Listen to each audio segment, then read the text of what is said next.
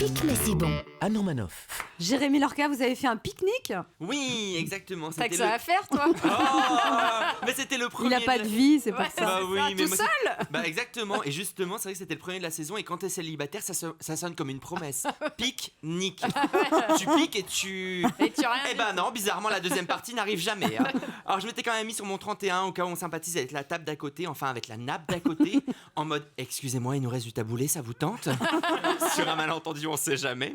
Alors à la base, un pique-nique c'est censé être un moment convivial entre amis, un moment de partage. À un moment, j'ai donc proposé à un pote de goûter mon plat et je crois que cette phrase, tu veux goûter, elle peut détruire un couple. Elle peut détruire une amitié parce qu'il a pas goûté, il a violé mon plat.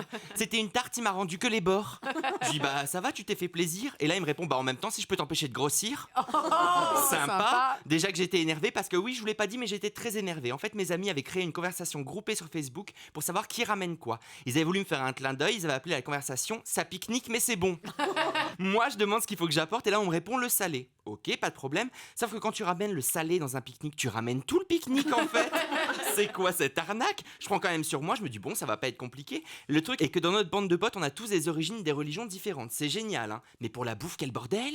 Entre ceux qui mangent pas de porc, qui mangent cachère, qui sont végétariens, véganes, qui mangent pas de gluten, qui sont allergiques aux tomates. Mais j'ai cru que j'allais mourir dans les rayons du Monoprix. À un moment donné, j'ai craqué, je me suis dit j'achète 2 paquets de chips et ils vont tous se faire foutre. Puis d'un seul coup, je me suis repris. J'ai pensé non, t'es plus chic que ça. J'en ai fait un défi personnel. J'ai acheté un plaid hors de prix, un chandelier, des bougies, des vraies assiettes. Et pour la nourriture, je me suis éclaté. La finale de Top Chef, à côté, c'était du pipi de chat. Ah, ils m'ont mis au défi de ramener du salé. On va voir ce que eux ils ont ramené pour le sucré. J'arrive, je pose le plaid, tout le monde s'assoit dessus. Je suis le seul qui reste debout. Je commence donc à servir tous mes potes en ayant peur de tacher le plaid. Et là, il y a un SDF qui vient me voir, qui me tape sur l'épaule et qui me dit moi aussi j'ai faim. Bon bah.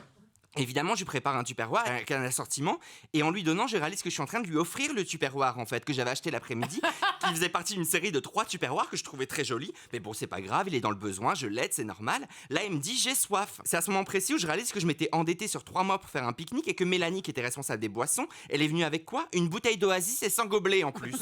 J'étais hystérique. Le monsieur prend l'Oasis et direct il boit à la bouteille. Bon bah, on peut dire au revoir à l'Oasis. J'ai un ami qui me dit si t'as envie de rencontrer quelqu'un, j'ai une application à te montrer. Ah bon?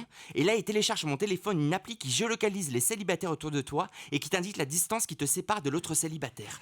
Ah bah ça te rend fou le truc, hein? Tu prends ton téléphone 100 mètres, 200 mètres, 300 mètres, il y avait des gays partout.